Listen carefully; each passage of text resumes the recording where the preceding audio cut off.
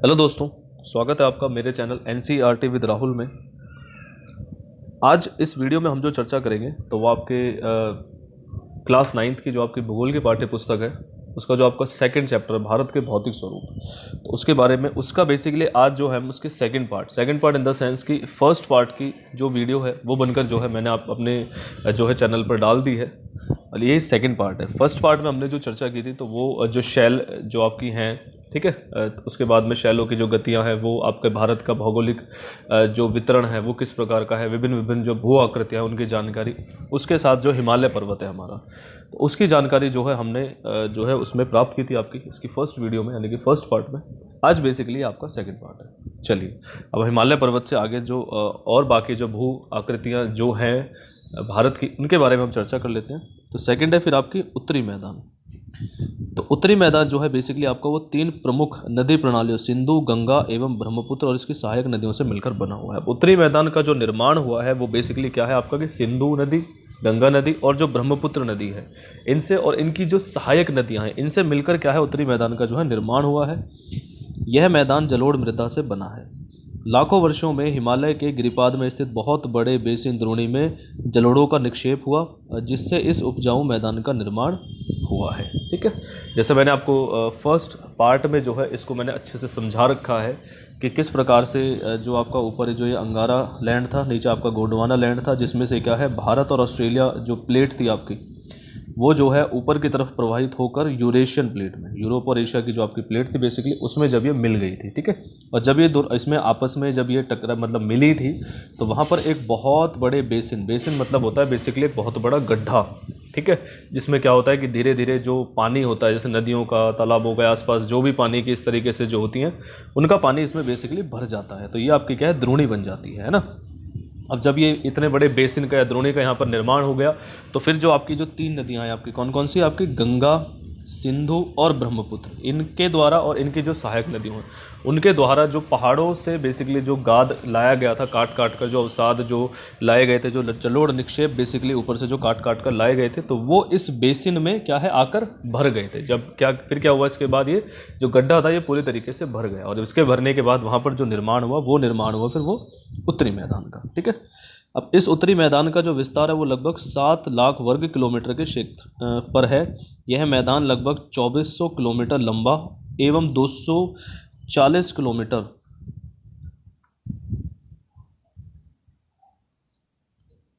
320 kilometre जो है ये चौड़ा है। यह सघन जनसंख्या वाला भौगोलिक क्षेत्र है, यानी कि जनसंख्या जो है यहाँ पर कंपैरेटिवली जो और भूआकृतिक क्षेत्र हैं, जो और भौगोलिक जो क्षेत्र भारत के हैं उनके मुकाबले क्या है जनसंख्या यहाँ पर थोड़ी ज़्यादा पाई जाती है। समृद्ध मृदा आवरण, पर्याप्त पानी की उपलब्धता एवं अनुकूल जलवायु के कारण कृषि की दृष्टि से यह भारत का अत्यधिक उत्पादक क्षेत्र है। यानी कि यहाँ पर जो है मिट्टी अच्छी पाई जाती है, पानी प्रचुर मात्रा में पाया जाता है और जलवायु क्या है यहाँ की जो है वो खेती के लिए बहुत ही अनुकूल है। तो इस वजह से क्या है कि अगर खेती की दृष्टि से हम देखें, खेती की नज़र से अगर हम देखें तो ये भारत का सबसे ज़्यादा उत्पादन वाला जो है ये क्षेत्र है। उत्तरी पर्वत यानी कि उत्तरी जो पहाड़ है आपके उनसे आने वाली नदियाँ निक्षेपण कार्य में लगी हुई है। नदी के निचले भागों में ढाल कम होने के कारण नदी की गति कम हो जाती है जिसके परिणाम स्वरूप नदियाँ द्वीपों का निर्माण हो जाता है। अब जो उत्तरी पर्वतों से आने वाली नदियाँ, उत्तरी पर्वत कौन से आपके, हिमालय है। हिमालय से कौन कौन सी नदी आती है आपकी, एक तो सिंधु, एक आपकी जो है गंगा और इधर से आपकी ब्रह्मपुत्र आती है। तो ये नदियाँ जो हैं अभी भी निक्षेपण के कार्य में लगी हुई है। निक्षेपण इन द सेंस कि मैंने आपको पिछली वीडियो में ये समझाया था कि जब वो जो जितना भी गाद वगैरह जो नदियाँ ऊपर से बहाकर लाती है, पहाड़ों को काट काट कर जो मिट्टी कंकड़ पत्थर जो बहाकर लाती हैं वो लाकर जब एक जगह पर छोड़ देती हैं तो वो निक्षेपण होता है। जैसे आपका जो वो अभी बेसिन जो एक द्रोणी जो बनी थी मैंने आपको बताया था कि उसको ऐसे ही नदियों ने भरा था, तो उस कार्य में नदियाँ जो हैं वो अभी भी लगी हुई हैं। अब क्या होता है कि नदी के जो निचले भाग है, यानी कि निचले भाग इन द सेंस कि जैसे पहाड़ों से बहकर आ रही हैं और जब ये किसी समतल स्थान पर आ जाती हैं तो ढाल कम होने के कारण नदी की जो गति है यहाँ पर क्या है कम हो जाती है और यहाँ पर क्या है छोटे छोटे नदी द्वीपों का जो है निर्माण हो गया। यानी कि छोटे छोटे क्या, अब जैसे मैं मान लो जो भी वो अपने साथ ऊपर से मिट्टी या कंकड़ जो भी बहाकर ला रही जब यहाँ पर छोड़ देती हैं तो छोटे छोटे क्या है क्षेत्र जो है बन गए हैं नदियों के बीच बीच में, है ना, जिसको हम नदी द्वीप बोलते हैं। और ये नदियाँ अपने निचले भाग में गाद एकत्र हो जाने के कारण बहुत सारी धाराओं में बट जाती हैं। अब ये गाद इकट्ठा हो गया तो यहाँ पर जो धारा है उसको फिर इस द्वीपों के जो नदी द्वीप है इनके बीच से बहना होता है। तो क्या है, ये बहुत सारी धाराओं में बट जाती है और इन्हीं धाराओं को क्या कहा जाता है, बेसिकली वितरिकाएँ कहा जाता है। चलिए अब हाँ, पहले एक फैक्ट और देख लेते हैं इस नदी द्वीप का। तो आपका जो ब्रह्मपुत्र नदी में स्थित माजुली, या माजुली विश्व का सबसे बड़ा नदी द्वीप है जहाँ लोगों का निवास है। ठीक है, जो हमने नदी द्वीप के बारे में बात करी अभी, तो जो माजुली है ब्रह्मपुत्र नदी में, ये क्या है, विश्व का सबसे बड़ा नदी द्वीप है।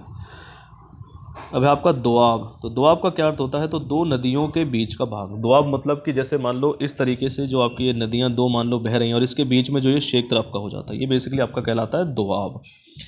दोआब दो शब्दों से मिलकर बना है, दो तथा आब। आब और अब का मतलब पानी, यानी कि दो तरफ से जो पानी के जो भी इनके आसपास चल रही हैं।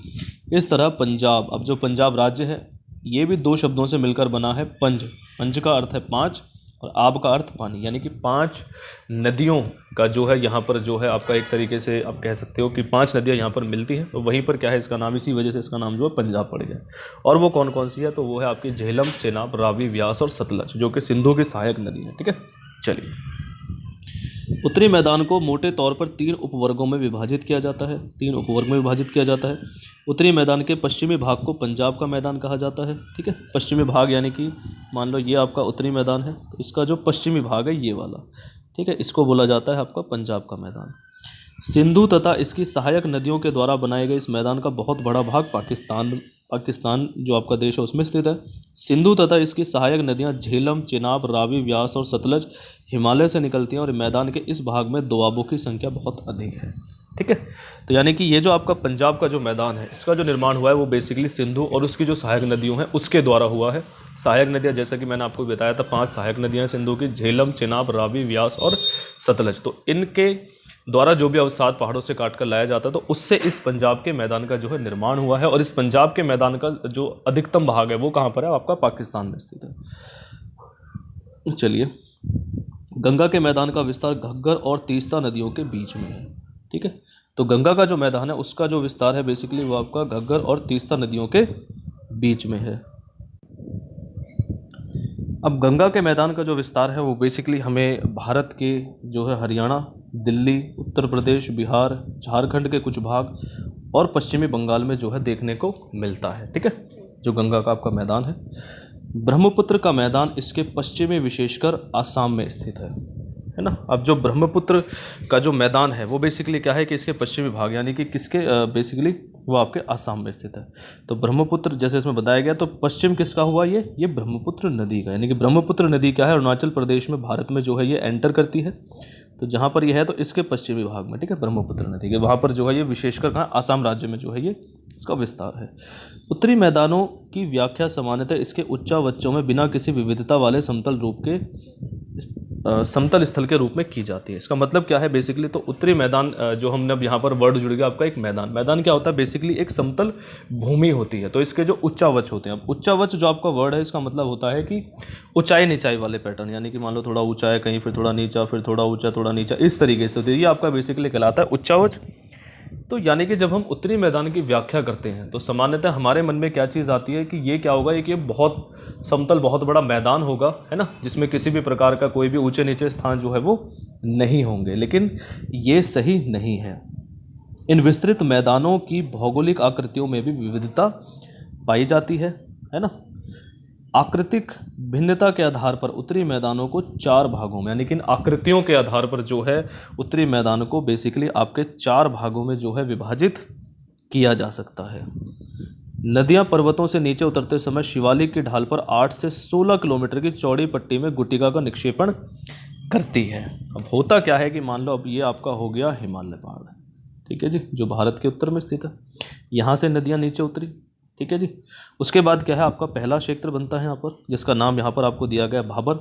अब भाबर में बेसिकली होता क्या है, तो भाबर में जब नदियाँ जब पहाड़ों से नीचे उतरती हैं तो शिवालिक की ढाल पर, सबसे नीचे वाली श्रेणी आपकी शिवालिक, तो शिवालिक के ढाल पर क्या करती हैं, ये एक 8 से 16 किलोमीटर चौड़ी, यानी कि 8 से 16 किलोमीटर इसकी जो चौड़ाई है वो हो सकती है, इसमें गुटिका का निक्षेपण करते हैं, यानी कि अपने साथ जब बहुत बड़े बड़े पत्थर जो है बहाकर जो नदी लाती है तो वो यहाँ पर लाके उनको छोड़ देती है, इस क्षेत्र में लाकर छोड़ देती है। और इस क्षेत्र को किस नाम से जाना जाता है? भाबर के नाम से जाना जाता है। सभी सरिताएं इस भाबर पट्टी में विलुप्त हो जाती हैं। इस पट्टी के दक्षिण में सरिताएं एवं नदियां पुनः निकल आती हैं। अब यहाँ पर क्या होता है, इस क्षेत्र में आने के बाद जो नदी बहकर आ रही है वो क्या होती है कि जब इन पत्थरों को लाकर इन्होंने यहाँ पर छोड़ दिया, क्योंकि ढाल कम हो गया है ना, तो पत्थरों को लाकर जब इन्होंने छोड़ दिया तो नदियाँ क्या है, इन पत्थरों के बीच में जो है वो गायब हो जाती है। फिर क्या होता है कि इसके दक्षिणी भाग में फिर एक और क्षेत्र यहाँ पर बनता है, तो इसके दक्षिणी भाग में दोबारा से जो नदियाँ हैं यहाँ पर ये पत्थरों के बीच से निकल आती है एवं नम एवं दलदली क्षेत्र का निर्माण करती हैं और इसे तराई कहा जाता है। ठीक है, तो यहाँ पर आकर क्या इन्होंने थोड़ी सी दलदल कर दिया और ज़मीन में क्या है कंपैरेटिवली जो नमी है वो ज़्यादा हो जाती है ना, तो फिर इसे क्या है हम जो है इसे हम कहते हैं तराई क्षेत्र। क्या कहते हैं इसको? तराई क्षेत्र कहते हैं। ये जो तराई क्षेत्र है वन्य प्राणियों से भरा घने जंगलों का क्षेत्र है। अब नमी ज़्यादा है ना, उसके बाद में जो है आपका दलदली क्षेत्र है, तो यहाँ पर क्या है जंगल ज़्यादा होते हैं और उसमें फिर जंगल है तो भी वन्य प्राणी भी बहुत बड़ी मात्रा में पाए जाते हैं। लेकिन बंटवारे के बाद पाकिस्तान से आए शरणार्थियों को कृषि योग्य भूमि उपलब्ध कराने के लिए इस जंगल को काटा जा चुका है। लेकिन अब क्या है, इस जंगल का एक बहुत बड़ा भाग जो है काटा जा चुका है। और वो क्यों काटा गया था कि जब बंटवारा हुआ था भारत और पाकिस्तान का, तो जो वहाँ से पाकिस्तान से लोग भारत में आए थे तो उनको कृषि करने के लिए भूमि उपलब्ध कराने के लिए जो है जंगल को काटा गया था। इस क्षेत्र के दुधवा राष्ट्रीय पार्क की स्थिति जो है ज्ञात कीजिए। उत्तरी मैदान का सबसे विशालतम भाग पुराने जलोढ़ का बना हुआ है। अब तीसरा भाग आ जाता है आपका पुराना जलोढ़। ठीक है, यानी कि मतलब सॉरी जो सबसे बड़ा जो भाग है इस पूरे उत्तरी मैदान का है ना, जो 4 पार्ट में डिवाइड है, इसका सबसे बड़ा जो भाग है वो आपका ये वाला है जो पुराने जलोढ़ का बना है। वे नदियों के बाढ़ वाले मैदान के ऊपर स्थित है तथा वेदिका जैसी आकृति प्रदर्शित करते हैं। इस भाग को भांगर के नाम से जाना जाता है। ठीक है, अब इस भांगर को समझ लेते हैं। बेसिकली भांगर का मतलब जो है वो आपका होता क्या है ना। अब भाई अगर हम आज के टाइम में देखें तो पुराने टाइम में क्या होता था कि भाई अब तो जो है नदियाँ बहुत ज़्यादा विस्तृत हो गई हैं। ठीक है, यानी कि अगर मान लो पहले नदी इतने बड़े भाग में अगर बह रही थी, यानी कि यहाँ तक अगर कोई नदी बह रही थी, तो आज वो है वो केवल इतने ही भाग में बह रही है ना।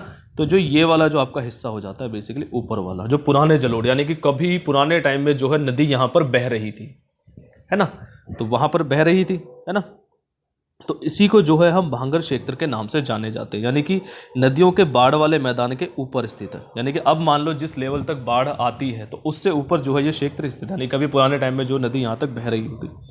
इस क्षेत्र की मृदा में चूनेदार निक्षेप पाए जाते हैं। चूनेदार यानी कि वाइट वाइट आपने देखा होगा, यहाँ पर क्या है गांठ सी जो है मिट्टी की वो बननी शुरू हो जाती है, जो इसी क्षेत्र में पाए जाते हैं और इसे स्थानीय भाषा में कंकड़ कहा जाता है। और ये बेसिकली क्या होता है, इनको लोकल लैंग्वेज में आपका कंकड़ कहा जाता है। ठीक है, अब बाढ़ के मैदानों के नए तथा युवा निक्षेपों को खादर कहा जाता है। इनका लगभग प्रत्येक वर्ष पुनर्निर्माण होता है, इसलिए उपजाऊ होते हैं तथा गहन कृषि के लिए खेती के लिए आदर्श होते हैं। अब नदी के जो बिल्कुल पास वाला क्षेत्र होता है, ठीक है, जो बिल्कुल पास वाला क्षेत्र है जहाँ पर क्या है कि हर साल बाढ़ आती है, हर साल बाढ़ का पानी वहाँ तक पहुँच जाता है। फिर क्या होती है, जो नदियाँ होती है वो अपना निक्षेप वहाँ पर छोड़ देते हैं और मिट्टी क्या है वो नई होती रहती है।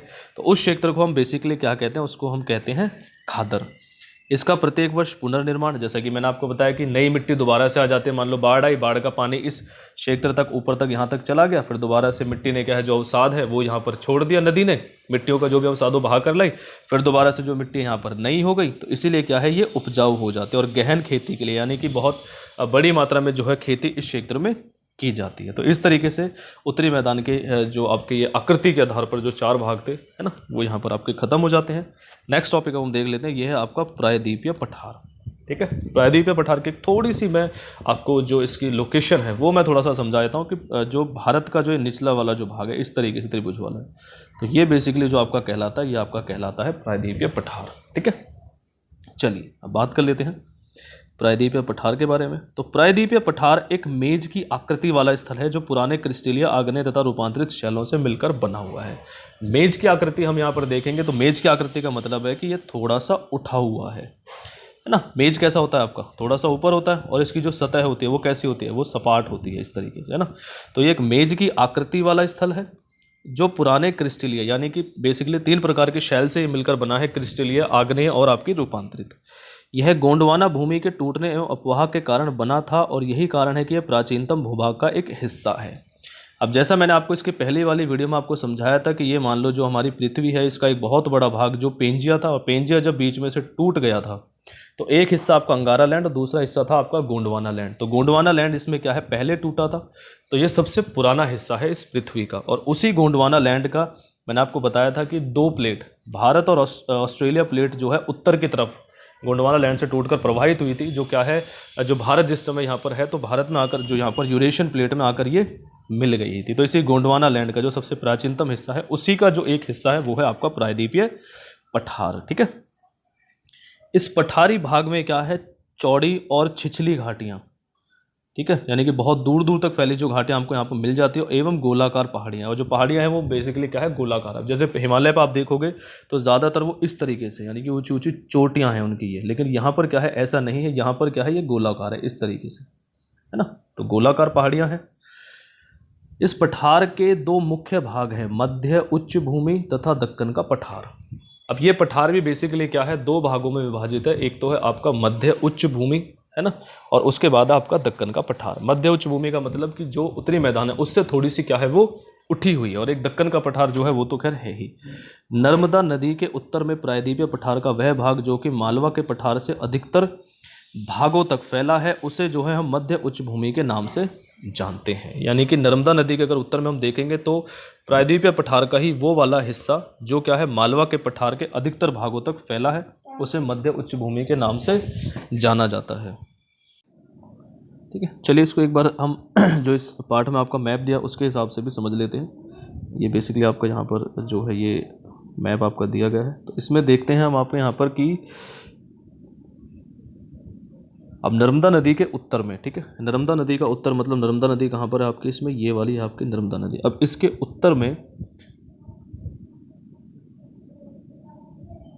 प्रायद्वीपीय भारत का वह प्रायद्वीपीय पठार का बेसिकली वह भाग जो कि मालवा के पठार के अधिकतम, मालवा के पठार के यानी कि अधिकतम, यानी कि इस तरीके से अगर हम देखें तो यहाँ तक, यानी कि अधिकतम जो भाग है उसका वो यहाँ पर है, ठीक है, अधिकतर भागों तक फैला, उसे मध्य उच्च भूमि के नाम से जाना जाता है। यानी कि ये छोटा सा ये वाला पार्ट जो है ये आपका मध्य उच्च भूमि के नाम से बेसिकली जाना जाता है। विंध्य श्रृंखला दक्षिण में सतपुड़ा श्रृंखला और उत्तर पश्चिम में अरावली से घिरी है। अब ये जो आपकी विंध्य श्रृंखला है, ठीक है, तो ये क्या है आपकी कि दक्षिण में सतपुड़ा श्रृंखला, यानी कि विंध्य श्रृंखला यहाँ तक आपके दक्षिण में, और ये अरावली श्रेणी, तो यहाँ तक जो है ये घिरी हुई है। पश्चिम में है, धीरे धीरे राजस्थान के बलुई था पथरीले मरुस्थल में मिल जाता है। मध्य उच्च भूमि जो है आकर कहीं ना कहीं फिर ये यहाँ पर आकर भारतीय मरुस्थल में जो है ये मिल जाता है, राजस्थान में जो अरावली यहाँ पर देख सकते हैं आप। इस क्षेत्र में बहने वाली नदियाँ जो हैं वो मुख्यतः कौन कौन सी आपकी, तो वो है आपकी चंबल, ठीक है जी, चंबल के बाद है आपकी सिंध, सिंध के बाद है आपकी बेतवा, ये जो आपके बेतवा के बाद एक केन, इनके बीच में एक नदी और आ जाती है केन।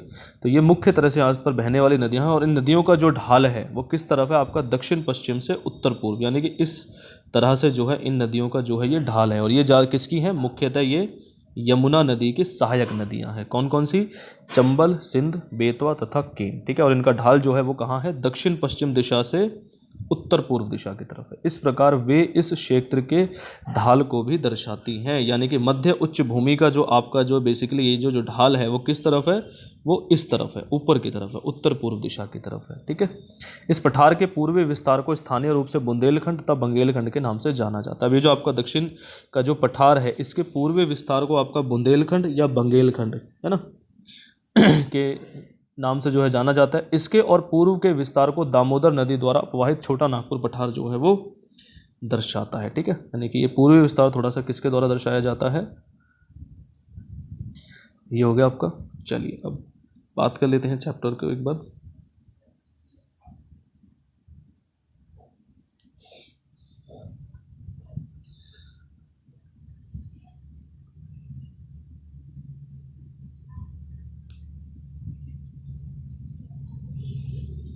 दक्षिण का जो पठार है आपका, ये एक क्या है आपका त्रिभुजाकार भूभाग है जो नर्मदा नदी के दक्षिण में स्थित है और उत्तर में इसके चौड़े आधार पर सतपुड़ा की श्रृंखला है, जबकि महाद्वीप, कैमूर की पहाड़ी तथा मैकाल श्रृंखला इसके पूर्वी विस्तार है, ठीक है। यानी कि दक्षिण का पठार एक त्रिभुजाकार, यानी कि इसकी जो आकृति है वो किस तरीके से है, इस तरीके से है। जो नर्मदा नदी के दक्षिण, नर्मदा नदी कहाँ है आपकी बेसिकली यहाँ पर है कि दक्षिण में स्थित है, यानी कि ये वाला भाग दक्षिण वाला भाग, जबकि महादेव, ठीक है, कैमूर की पहाड़ी तथा मैकाल श्रृंखला इसके पूर्वी विस्तार है। यानी कि ये सब तीनों कहाँ पर है, इसके पूर्व में जो है पाई जाती हैं, यहाँ पर इस तरफ। भारत के भौतिक मानचित्र पर इन पहाड़ियों तथा श्रृंखलाओं की क्या है, आप स्थिति को ज्ञात करें। दक्षिण का पठार पश्चिम में ऊंचा एवं पूर्व की ओर कम ढाल वाला है। अब जो ये दक्षिण का जो पठार है, जो आपका दक्कन का पठार है, बेसिकली क्या है कि ये जो आपकी ये वाली जो दिशा है आपकी पश्चिम, यहाँ पर क्या है ये थोड़ा सा ऊंचा है, जबकि पूर्व की तरफ जो इसका ढाल है वो क्या है, कम है। इस पठार का एक भाग उत्तर पूर्व में भी देखा जाता है, जिसे स्थानीय रूप से मेघालय या कावी एंगलोंग पठार तथा उत्तर कचार पहाड़ी के नाम से जाना जाता है। इसी पठार का एक भाग आपको मेघालय में भी देखने को मिल सकता है, जिसे क्या है वहाँ पर मेघालय कावी एंगलोंग पठार तथा उत्तर कचार पहाड़ी के नाम से जो है हम जानते हैं, मेघालय राज्य में। यह एक भ्रंश के द्वारा छोटा नागपुर पठार से अलग हो गया है। पश्चिम से पूर्व की ओर 3 महत्वपूर्ण श्रृंखलाएं गारो, खासी तथा जयंतिया है। ठीक है, भ्रंश मतलब जो बीच बीच में छोटे छोटे इस तरीके से गड्ढे जो हैं आपको देखने को मिलते हैं ना, तो इसी गड्ढे के हिसाब से क्या है यहाँ पर एक गैप आ गया और उसके द्वारा ये अलग हो गया है। कौन सा वाला भाग, ठीक है, छोटा नागपुर के पठार से बेसिकली वो अलग हो गया है।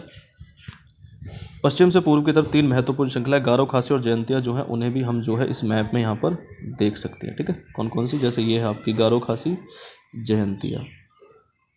चलिए, ये हो गया आपका यहाँ तक। अब इसकी आगे बात कर लेते हैं।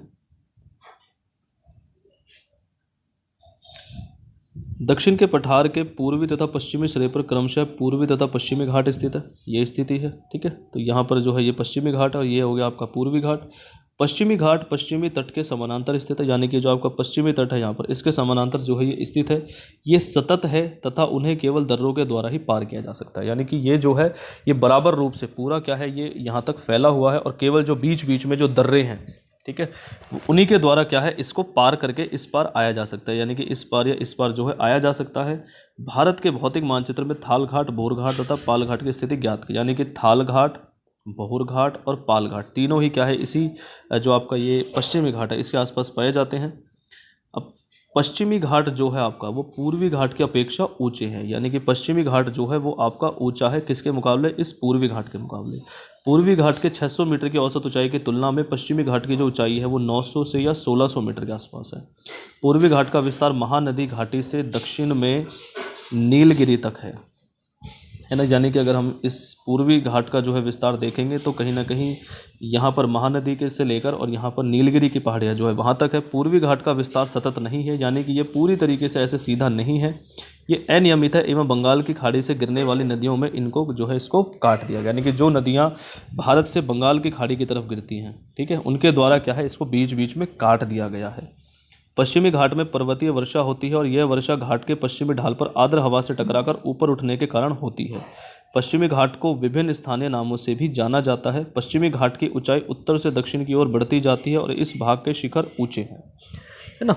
अब देख लेते हैं कुछ ये फैक्ट आपके, यानी कि पूर्वी का तो हमने देख लिया कि ये सतत नहीं है, बहुत सारी जो नदियाँ जो बंगाल की खाड़ी में यानी कि इस तरफ जो गिरती हैं उन्होंने क्या है इसको बीच बीच में काट दिया। और पश्चिमी घाट में क्या है जो यहाँ पर है बेसिकली पर्वतीय वर्षा होती है और इनको पश्चिमी घाट जो है आपका इसको बेसिकली बहुत सारे जो है वहाँ के स्थानीय नाम यानी कि लोकल लैंग्वेज में अलग अलग नामों से जो है इसको जाना जाता है। और इसकी जो ऊंचाई है वो उत्तर में थोड़ी सी कम है और जैसे जैसे दक्षिण में नीलगिरी की पहाड़ी तक आता है तो इसकी जो ऊंचाई है वो बेसिकली क्या है बढ़ती चली जाती है। और इसके जो कुछ ऊंचे शिखर है वो है आपका एक तो अनाईमुड़ी 2695 मीटर तथा डोडा बेटा, ठीक है।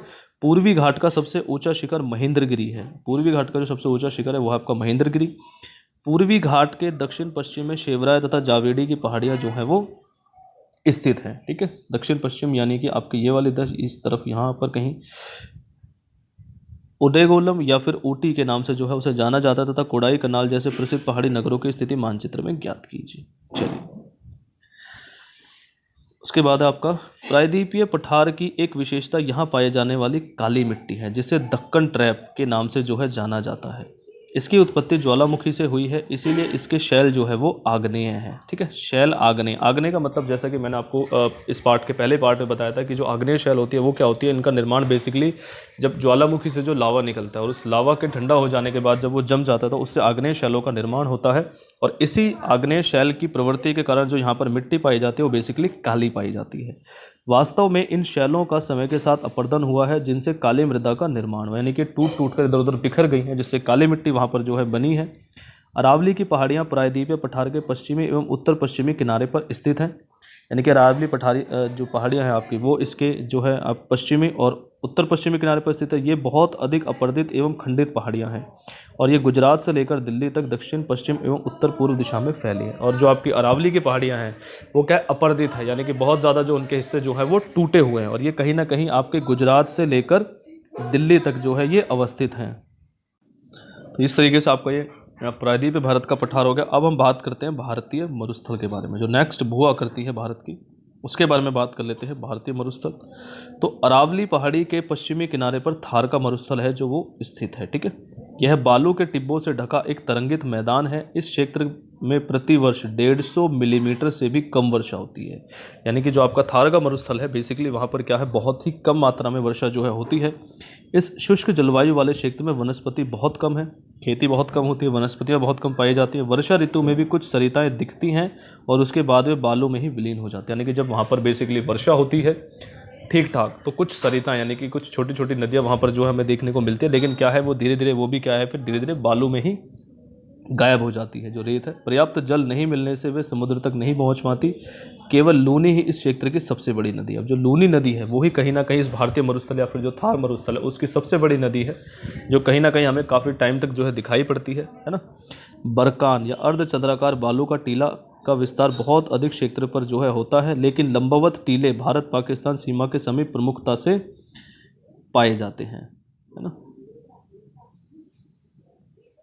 पाए जाते हैं। यदि आप जैसलमेर जाएं तो बरकान के समूह देख सकते हैं। बरकान का मतलब क्या है कि इस तरीके के जो टीले हैं इस तरीके से, है ना, भाई बरकान जो हमें बेसिकली यहाँ पर बताया गया है यानी कि अर्धचंद्राकार, है ना, यानी कि इस तरीके की आपने आकृतियाँ जो देखी होंगी ऐसे इस तरीके से। ठीक है, जो आकृतियाँ हैं वो क्या है आपकी, ज़्यादातर जो है इसका विस्तार बहुत अधिक क्षेत्र पर होता है, लेकिन लंबवत जो टीले हैं यानी कि बड़े बड़े जो इस तरीके के टीले हैं वो क्या है भारत पाकिस्तान की जो बॉर्डर है उसके आसपास जो है ये पाए जाते हैं। ठीक है, अब यही है कि अगर आप जैसलमेर जाएं कभी, जो राजस्थान में स्थित है, तो वहाँ पर आप ये जो बरकान है, जो इस तरीके के जो बड़े बड़े जो टीले आप उनको जो है वहाँ पर देख सकते हैं। ठीक है, चलिए अब इसकी नेक्स्ट भौगोलिक आकृति जो है भारत की तटीय मैदान, उनके बारे में चर्चा कर लेते हैं।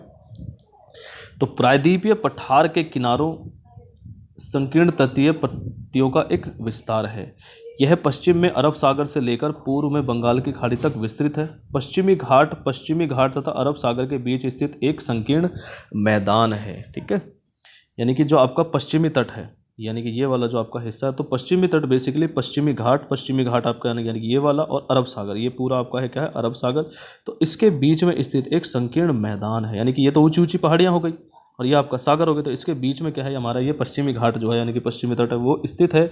इस मैदान के बेसिकली 3 भाग हैं।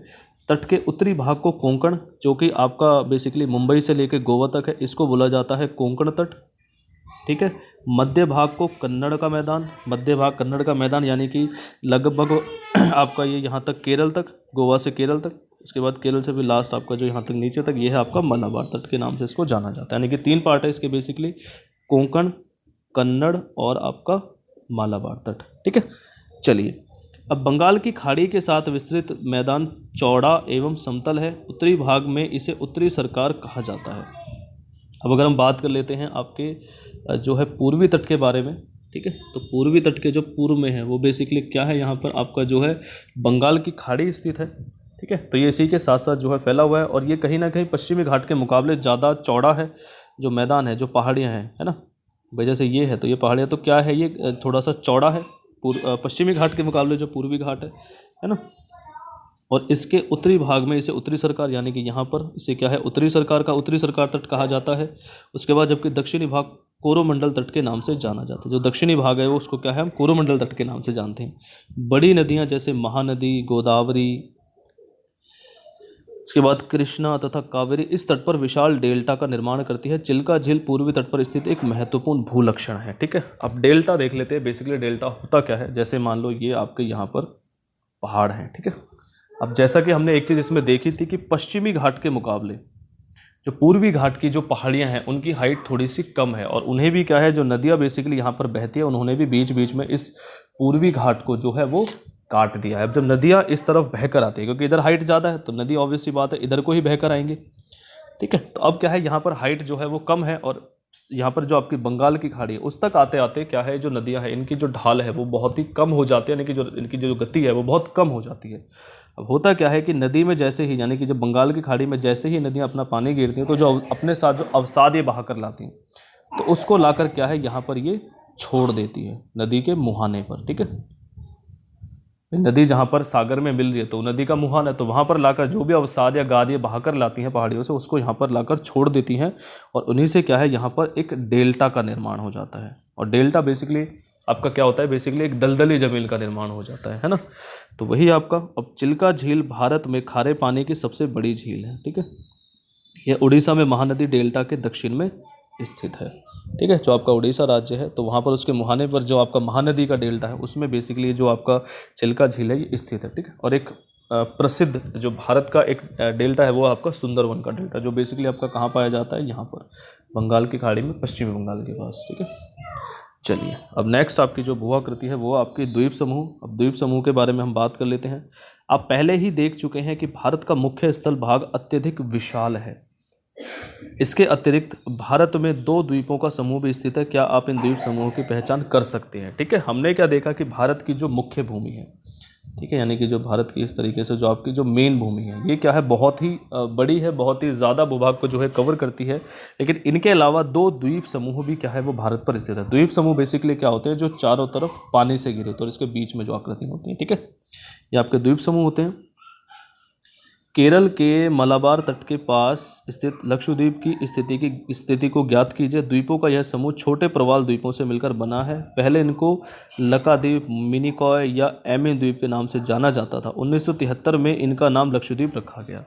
ठीक है, यानी कि केरल का जो बेसिकली आपका जो यहाँ पर ये मलाबार तट है, ठीक है, इसके आसपास जो है ये यहाँ पर आपके अरब सागर में जो है ये पाए जाते हैं। पहले क्या है, इनको अलग अलग नाम यानी कि लकाद्वीप, मिनिकॉय या एमिन द्वीप के नाम से जाना जाता था, लेकिन 1973 में इनका नाम क्या है, लक्षद्वीप रख दिया गया सामूहिक रूप से। और ये 32 किलोमीटर वर्ग यानी कि 32 वर्ग किलोमीटर के एक छोटे से क्षेत्र में जो है फैले हुए हैं। कावाराती द्वीप लक्षद्वीप का प्रशासनिक मुख्यालय, यानी कि लक्षद्वीप की जो राजधानी है वो है आपकी कावाराती।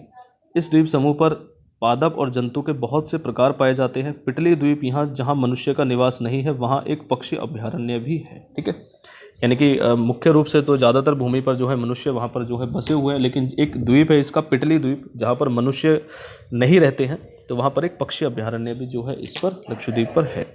अब बंगाल की खाड़ी में उत्तर से दक्षिण की तरफ फैले द्वीपों की श्रृंखला की ओर ध्यान दीजिए। ये अंडमान एवं निकोबार द्वीप हैं और यह द्वीप समूह आकार में बड़ी संख्या में तथा बहुल तथा बिखरे हुए हैं ना। अब अगर हम यहाँ पर ये पश्चिमी घाट की अगर बात करें तो ये हो जाता है आपका पूरा बंगाल की खाड़ी। ठीक है, इसमें ही क्या है, इस तरीके से लंबे फैले हुए अंडमान और निकोबार जो है द्वीप समूह को हम यहाँ पर देख सकते हैं। और ये बहुत ही बहुल मतलब बहुत सारे द्वीप समूह हैं इसमें, और ये क्या है, बिखरे हुए हैं। यह द्वीप समूह मुख्यतः 2 भागों में बटा गया है, उत्तर में अंडमान और दक्षिण में निकोबार, यानी कि एक भाग तो है इसका ये अंडमान और एक भाग है इसका निकोबार। यह द्वीप समूह निमज्जित पर्वत श्रेणियों के शिखर हैं। यह द्वीप समूह देश की सुरक्षा के लिए भी क्या है, महत्वपूर्ण है। इन द्वीप समूहों में पाए जाने वाले पादप एवं जंतुओं में बहुत अधिक विविधता है। ये द्वीप विषुवत वृत्त के समीप जो है स्थित है एवं यहाँ की जलवायु विषुवतीय है तथा यह घने जंगलों से आच्छादित है। ठीक है, यानी कि ये आपका अगर हम देखें भारत वाला भाग तो कहीं ना कहीं ये इस तरीके से भारत के नीचे तक स्थित है। ठीक है, यानी कि भारत की जो मुख्य भूमि है ये है आपकी 8 डिग्री 4 मिनट उत्तरी अक्षांश और ये यहाँ तक स्थित है आपका। ठीक है, यानी कि थोड़ा सा ही नीचे जो है ये आपकी 0 डिग्री जो विषुवत रेखा यहाँ से निकलती है। तो सबसे ज़्यादा क्या है, ये समीप है और यहाँ की जलवायु जो है वो भी विषुवतीय है। ठीक है, और यहाँ पर क्या है, घने जंगल पाए जाते हैं। अब भारत का एकमात्र सक्रिय ज्वालामुखी अंडमान तथा निकोबार द्वीप समूह में बैरन द्वीप पर स्थित है। ठीक है, यानी कि बैरन द्वीप पर एक ज्वालामुखी है जो क्या है आपका एक सक्रिय ज्वालामुखी है, भारत का एकमात्र। विभिन्न भू आकृतिक विभागों का विस्तृत विवरण प्रत्येक विभाग की स्पष्टताएं स्पष्ट करता है, परंतु यह स्पष्ट है कि ये विभाग एक दूसरे के पूरक है और देश को प्राकृतिक संसाधनों से समृद्ध बनाते हैं। तो हमने जैसे जितने भी हमने भौगोलिक आकृतियों के बारे में हम यहाँ पर जो चर्चा करी, तो क्या है, अपने आप में एक विस्तृत विवरण और जो प्रत्येक विभाग यानी कि प्रत्येक भौगोलिक जो वितरण है यानी कि भू आकृति जो उसकी अलग अलग विशेषताओं को जो है ये दर्शाते हैं। परंतु ये स्पष्ट है कि विभाग एक दूसरे के पूरक है, यानी कि इन सबकी जो पूर्ति है वो एक दूसरे के साथ ही होती है और कहीं ना कहीं भारत को अलग अलग तरीके से प्राकृतिक संसाधनों में जो है ये समृद्ध बनाते हैं। उत्तरी पर्वत जल एवं वनों के प्रमुख स्रोत हैं। जो उत्तरी पर्वत हमने देखे थे। उत्तरी मैदान देश के अन्न भंडार हैं। इनसे प्राचीन सभ्यताओं के विकास का आधार मिला। पठारी भाग खनिजों के भंडार हैं जिसने देश के औद्योगिकरण में विशेष भूमिका निभाई है। तटीय मैदान मत्स्यन और पोत संबंधित क्रियाकलापों के लिए उपयुक्त स्थान है। इस प्रकार देश की विविध भौतिक आकृतियां भविष्य में विकास की अनेक जो संभावनाएं हैं वो पैदा करती है। यानी कि जितनी भी भू आकृतियां ये भारत में बेसिकली आपकी पाई जाती हैं, इन सभी का कहीं ना कहीं भारत के उत्थान में और भारत के विकास में इनका बहुत ही महत्वपूर्ण योगदान है। तो इस प्रकार से प्यारे दोस्तों, आपका जो ये चैप्टर था भारत का भौतिक स्वरूप, ये यहाँ पर जो है बेसिकली आपका ख़त्म हो जाता है। होप आप सभी को ये चैनल जो है अच्छे से समझ में आ गया होगा। Thank you so much.